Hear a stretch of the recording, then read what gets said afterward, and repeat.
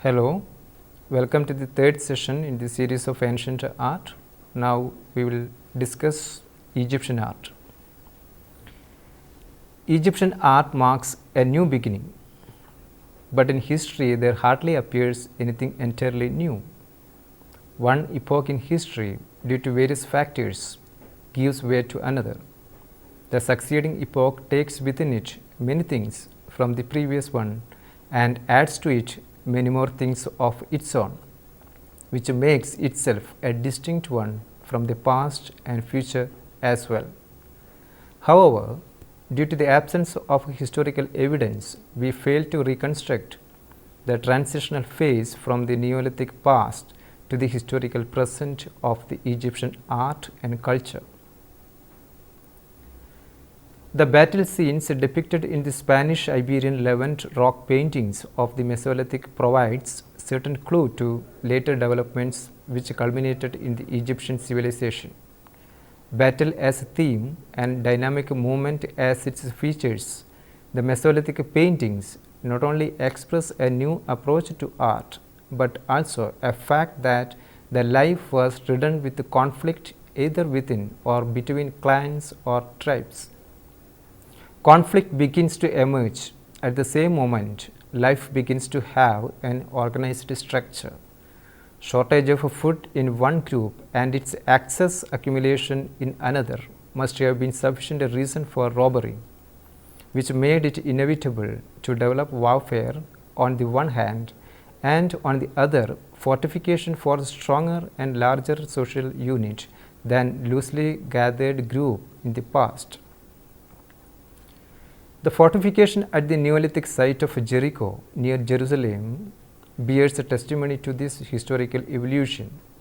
Robbery and conflicts continued incessantly, and it arose on a larger scale as a chief threat to the life in the river valleys of the Nile, Euphrates and Tigris. Endless conflicts in all these places mounted tremendous pressure to form a well-knit social organization unprecedented in history. Egyptian civilization represents the culmination of this process in its social, political, religious and military order with its imposing architectural fortifications. Origin of Egyptian art is traceable to Chalcolithic period, which in Egypt is around 4000 BC. An independent artwork hardly hails from this period, but utensils and ceramics. Their shapes and decorations provide us with the historical evidence of the fact that the Egyptian culture had expressed artistic urge from the very beginning. The earliest are flint objects of arrowheads, knives, club heads, axes and saws. There are also seen ceramics of this period in different form and shape made without the help of potter's wheel. They are decorated with incised drawings of hippopotamus, lion and snakes. They are brilliantly rendered with a few lines. Geometric abstraction painted in white or off-white on polished red clay is also an important group of motifs in this period, which can be presumed to be the continuation of the Neolithic expression.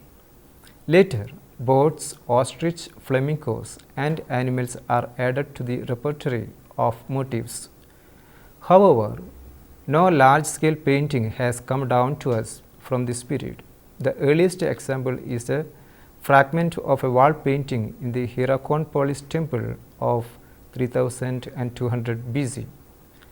It portrays fighting scenes between black and white bodied figures which seem to reflect local wars or raids. Perhaps it suggests a series of wars out of which there emerged two rival kingdoms, Upper and Lower Egypt. The king of Upper Egypt, Narmer, also known as Menes, conquered the Lower Egypt and united the two realms of rule into one. One of the earliest full-blown artistic expressions of the Egyptian art took shape to commemorate Narmer's unification as found in the Narmer Palette. Hailing from Hierakonpolis, the 25-inch high Narmer Palette was basically a votive offering made of slate. Its narrative content seems to celebrate the victory over the Lower Egypt. Its figuration in the very first glance appears conspicuously different from the primitive-like figures of Hierakonpolis wall painting. It should also be noted that the style of presentation of human figures in the Narmer Palette continues in the succeeding period for thousands of years without discernible changes, which is something very surprising to know. With considerable precision, the meaning and content of representation in Egyptian art is readable, because unlike prehistoric art, Egyptian art with its visual articulation provides definite messages conveyed through disciplined orderliness of the design. Let us first read the scenes on both sides of the Narmer Palette. Identified by name on the top box, Narmer in the palette seizes a war prisoner by the hair and is about to kill him with his mace.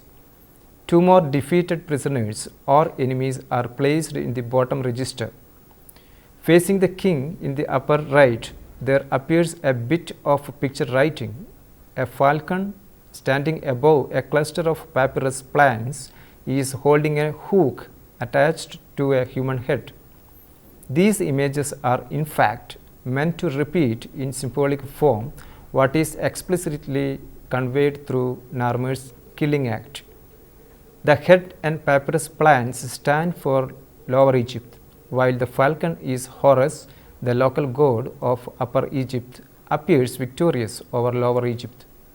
Therefore, falcon as Horus represents Narmer and his victory.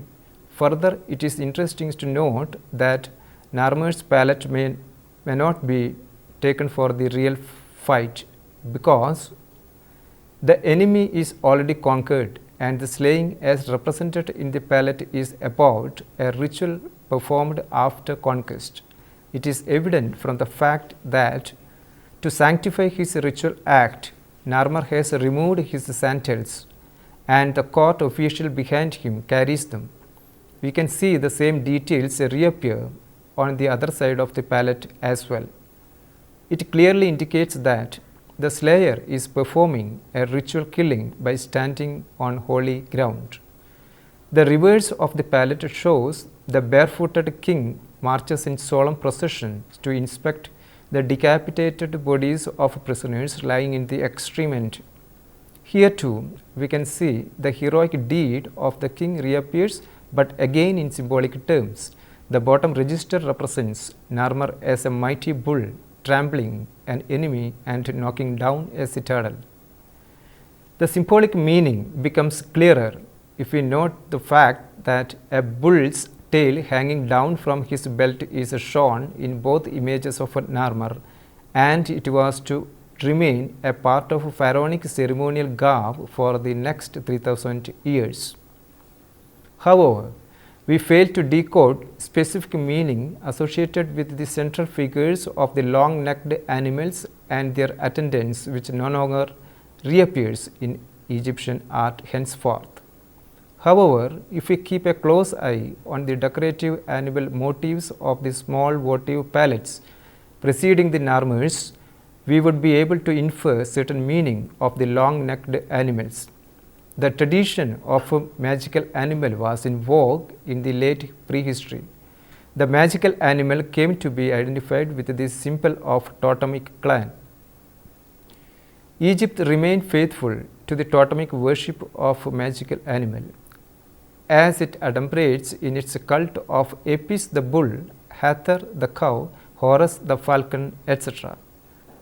Moreover, as René Hughes says, these animals, evocative of the earliest political divisions of the norms, are sometimes depicted fighting. Then they give permanence pictorially to the memory of rivalries and primitive combats. Thus, animal magic and visual narratives are combined in both works, which mark the starting point of Egyptian art. The long-necked animal motif in the Narmer palette expresses its much more refined and organized presentation, in which decorative aspect gains upper hand. Further, it is interesting to note that the prehistoric composition of various animals put indiscriminately together gradually gave way to organized and balanced composition with horizontal, vertical and symmetrical arrangement of motifs. The fresco at Hierakonpolis mentioned before is having depiction of a more or less symmetrical arrangement of two animals standing face to face at hind legs with a man between them. Their symmetry having striking resemblance with the long-necked animal motifs also helps us to trace to some extent the transformation of animal representation from prehistoric to the time of Narmer Palette. Canon of human form in Egyptian art. After the unification, art became a powerful instrument of propaganda. Paintings and sculptures were in greater demand to glorify the ruler and his close associations with gods. Through the consistent construction of images, Egyptian art evolved into a culmination 3 centuries after the Narmer Palette. Works of art by now became more legible and communicative as a result of the more orderly pictorial organization. From the tomb of Hesi-Ra, a high official of the king, Soser of the 3rd dynasty, comes the masterly wooden relief showing the deceased with the emblems of his rank. We can see that 3 centuries time span did not change much the stylization of the human figures from the Narmer Palette to that of Hesi-Ra relief. The view of the figure Hesi-Ra corresponds exactly to that of the Narmer Palette. But unlike in the Narmer's figure, the proportions in the Hesi-Ra are much more balanced and detail of the body manifests the artist's keen observation of anatomical detail and technical proficiency. This style was gelled into distinctive characters of the Egyptian art in the Old Kingdom. To take another example, there is a painted limestone relief of around 2400 BC hailing from the tomb of Thi at Saqqara. Thi was an architectural overseer. He is shown watching a hippopotamus hunt. The whole hunting scene is set against a background of papyrus thicket. Stems of the papyrus appears in abundance but in regular rippling pattern that extends in the top zone into agitated scenes of nesting birds threatened by predatory animals. Equally agitated a scene is visible in the water in the bottom in which struggling hippopotamuses and fish are huddled. All these along with the hunters are full of action, but Thi alone stands immovable and undisturbed as if he is not part of the scene. He towers above the other men by his sheer size. Size corresponds to the importance of personality. His passive pose is an important hallmark of the representations of the deceased in all such scenes from the Old Kingdom. In all these instances, and in many reliefs and paintings of a later period, the most striking feature is the obvious deviation from the realistic mode of representation. The artist transformed the human body in a particular fashion. He reordered it in order to make it convenient to transpose the 3-dimensional body onto 2-dimensional surface of the painting or relief. Let us see first what alterations he had made in his reordering. The human body is represented in dual perspective. The head is invariably shown in profile, while the eye and torso are in frontal view. Again, legs and feet are shown in profile as seen from inside. The 2 hands fully visible are shown always with 5 fingers each, which are not followed in the treatment of feet. In female figures, the breasts are seen in profile against the frontal view of the chest. When the artist was free to choose the direction of the figure, he always preferred the figure to be sitting or striding towards the right. If every figure in every scene looks exact in physiognomic details, That is so because the Egyptian artist strictly followed a set of rules or canon for the construction of images. According to that canon, a standing figure was divided into 18 equal units. A 19th one was reserved for the hair. The distance from hairline to neck was measured by 2 units, from neck to knees 10 units, and from knees to soles of the feet 6 units. A seated figure required only 15 units. This system of proportion was in use for thousands of years, but the units were increased to 21 and 1/4 by 7th century BC onwards. Diodorus Siculus in 1st century BC speaks of 2 Greek sculptors of the 6th century BC who collaborated on a statue, each executing one half. They followed the rule then current in Egypt of dividing the human figure into 21 and 1/4 parts. When each had completed his share of the work, the 2 halves fitted perfectly.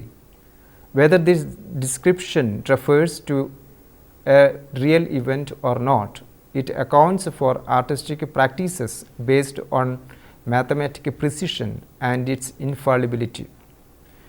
The proportions laid down by the canon, says Kazimierz Michalowski, were so exact that, in theory, there could be no error in reproducing a figure if the model on a papyrus sheet or a stone slab were followed. These models, the earliest of which may have been developed in the artistic workshops of Memphis when it was the capital, were circulated to all provincial centers of government and religion and were faithfully followed whenever temples or tombs were to be decorated with paintings or reliefs. The same canon and attitude was followed in the round and freestanding sculptures. The Egyptian sculptor thereby was able to execute a figure being devoid of a defect, how large its size might be. Whatever the precision and perfection of the figures might be, it would be curious to dwell upon the rationale which led the Egyptian artist to derive at such style and its perpetuation for thousands of years.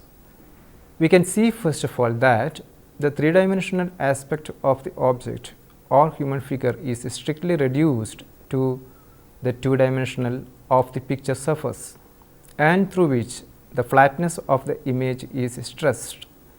Light and shade or shadow is completely renounced. The artist must have been carried away by the idea that the attempts to deceive the spectator through rendering lifelikeness to the figure contained an element of vulgarity, and deviation from the real would lend his image more refined, a quality that art strove for. Incidentally, this formal reordering helps him to present the figures with maximum clarity and simplicity. For that matter, he gives of perspective, foreshortenings, and overlapping of the figures or limbs one behind another. In other words, each part of the body, be it of human, animal, or bird, was represented from a particular angle which gives maximum visual impression of it, and combined them together into a single whole. Different parts with different angles turned the figure to be incoherent and contradictory. The Egyptian artist thus could not free himself from the conceptual realism of the Paleolithic art, in which similar method was adopted. Of the canons of Egyptian art, the most striking and conspicuous is the frontality of the figures. Irrespective of the postures and gestures, the figure is more often shown with the emphasis on the frontal part of the torso. The whole chest is turned to the spectator so that the upper part of the body can be vertically divided into 2 equal halves. This approach makes itself possible to offer the body in full view with the clearest and simplest form by avoiding confusion or concealment which in an accidental angle may occur. What we see here is an expression of a fundamental logic of representation that existed in the early phase of old artistic tradition, and it still exists in many folk tribal art forms. Accordingly, the body is to be depicted frontally while the head is in profile.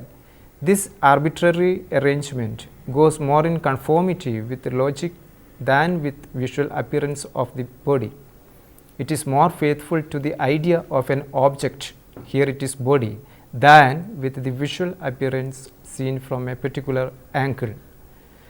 This systematic application of the idea of an object in a reproducible form is called conceptual realism, which is far different from our modern mimetic realism.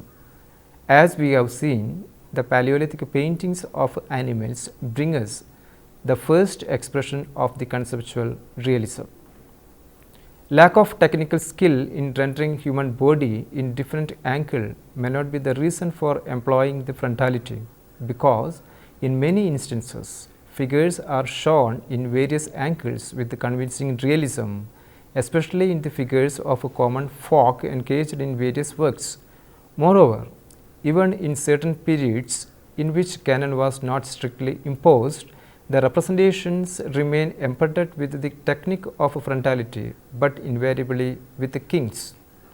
Considering these factors, Arnold Hauser observes, in the frontal representation of the human figures, the forward turning of the upper part of the body is the expression of a definite and direct relationship to the onlooker.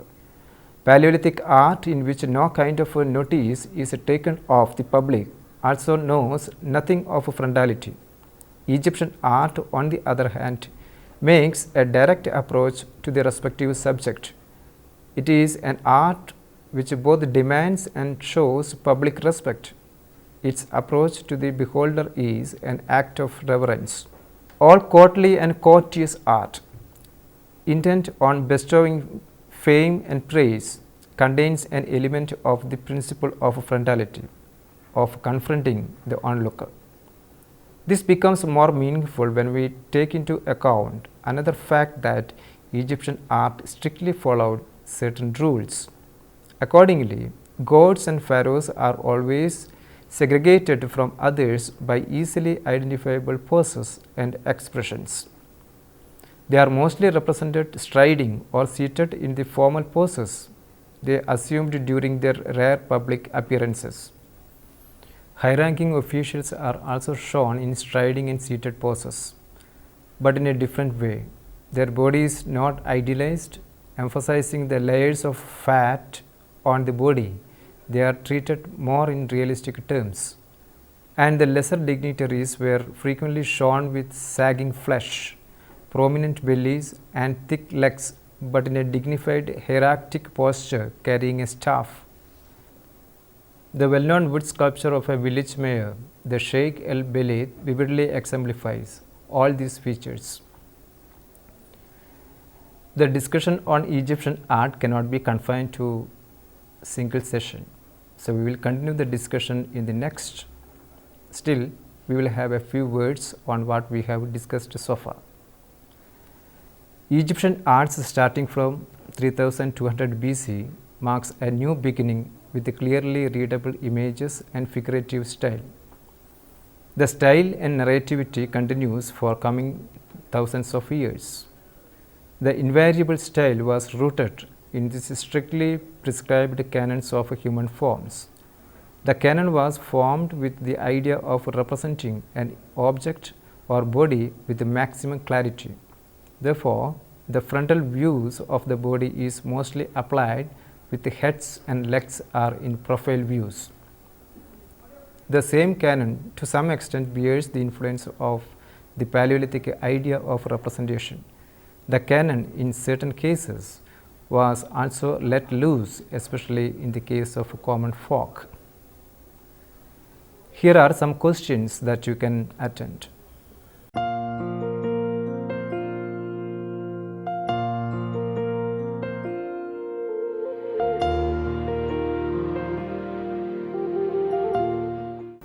What is the narrative content of the Narmer Palette? What is the frontality and its association with the conceptual realism in Egyptian art? What are the relations and differences between the prehistoric and the Egyptian art? What was the canon of human forms in Egyptian art? Explain its merits and demerits.